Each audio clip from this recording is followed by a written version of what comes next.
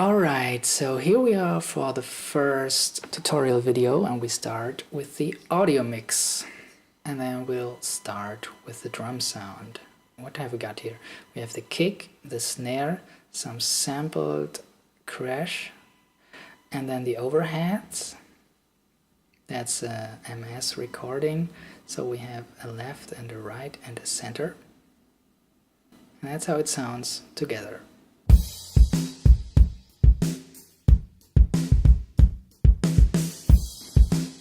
Okay, so we start with the kick, and I'll show you which plugins I've been using for mixing this. So the first thing we have is this gate, and what it does is it cuts off all the unwanted sound, so we just have the kick drum sound, and it's set up very smooth. Next is a slow compression, and that's supposed to not push down the peaks of the kick drum. Next we have this bass enhancer, and then we have the EQ, which does just a little cut off on the bass, and then my settings in the mids and highs. Next we have the snare, which again starts with a gauge, does the same. Then again we have a slow compression to not compress the punch sound. And then we have the EQ, which cuts off the low frequencies, the low mids a little bit, and then does my sound settings in the high mids and the high frequencies. On this track I've also added lots of reverb because it did fit, and I've used this EMT 140 reverb for most of the other tracks too.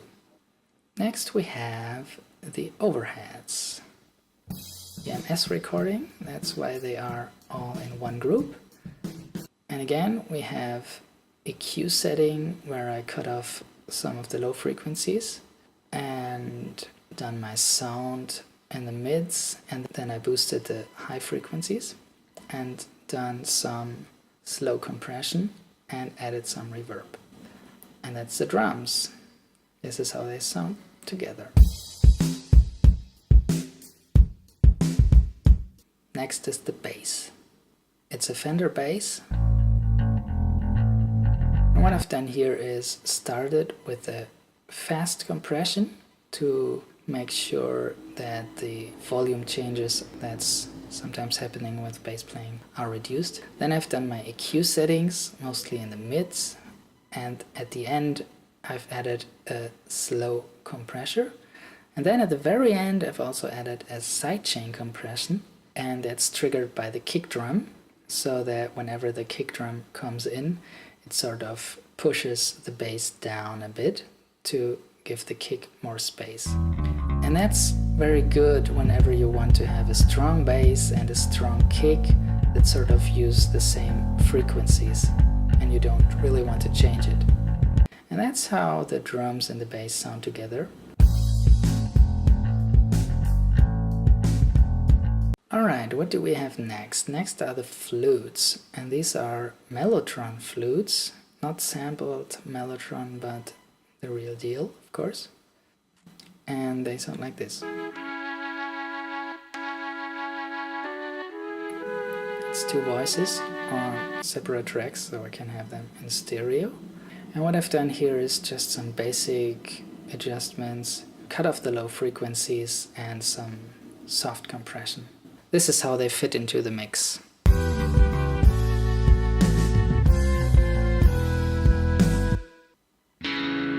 Next we have the guitars.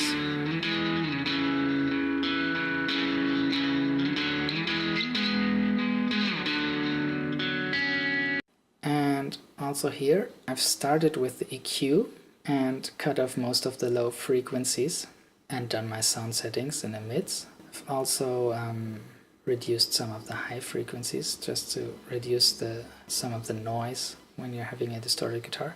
What I've done then is come up with a fast compression because I wanted to reduce the noise that's sometimes created when you're playing with a plectron. So you cut off these peaks that sometimes come up.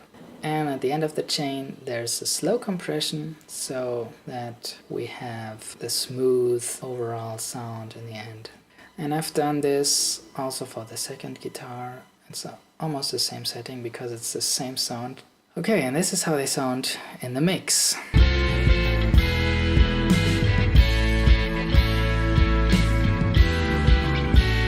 They're supposed to meld with the Melotron flutes, and I think that's working pretty well.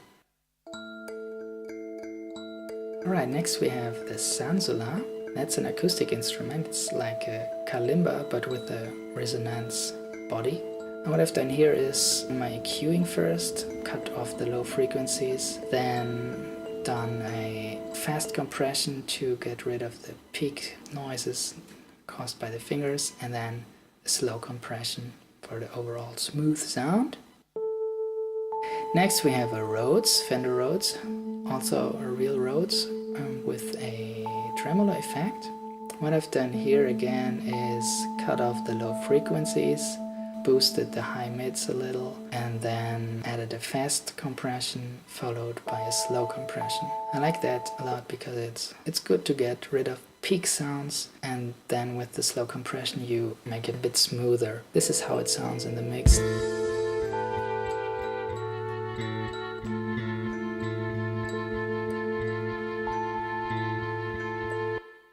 And this is the analog synthesizer. It's a Russian synthesizer, and it's playing some of the spacey sounds and also the solo.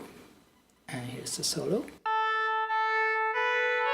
Here I've just done some basic adjustments, cut off the low frequencies and done a slow compression because it already is a smooth sound. And this is how it fits into the mix.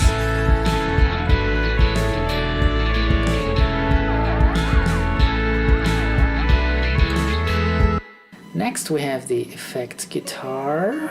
It's also doing some spacey sounds, and it has a digital reverse delay and then an analog delay that's a bit distorted and causes this kind of tapey sound. Then I've cut off most of the low frequencies again and some of the high frequencies because of the noise, and added a fast compression to reduce some of the peaks.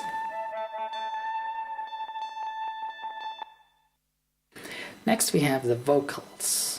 Open your eyes and let go this foolish way. Here's the deep voice. Open your eyes and let go this foolish way. I've doubled this, sung it 2 times, and the same for the high voice. Open your eyes and let go this foolish way.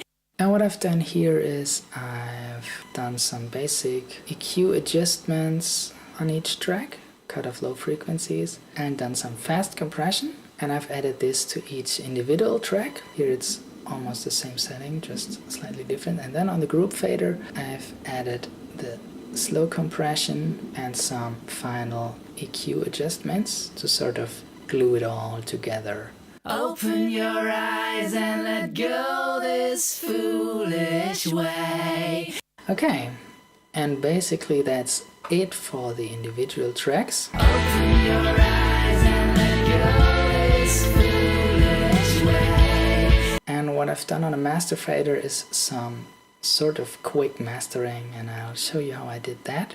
I'll switch them off so you can see what each plugin does to the sound. I'll just keep that limiter on because it only cuts off the peaks to make it 0. So first I have used this leaf compressor. It's a slow compressor, and as you can see I've set it up very low. It doesn't really do much, it just sort of compresses some of the peaks, but very smooth.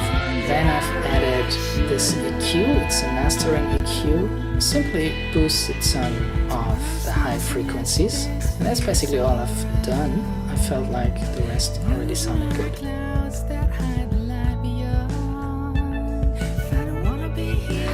And then this is one of my favorite plugins. It's the piezo, and it can do lots of different things. It's a compressor and an enhancer, and also adds some overall warmth and boost to the sound, and that's basically what I've used it for. I've not really used the compressor function, but just run the signal through it, boosted it a little, and dialed in some warmth. Yeah, and that's it.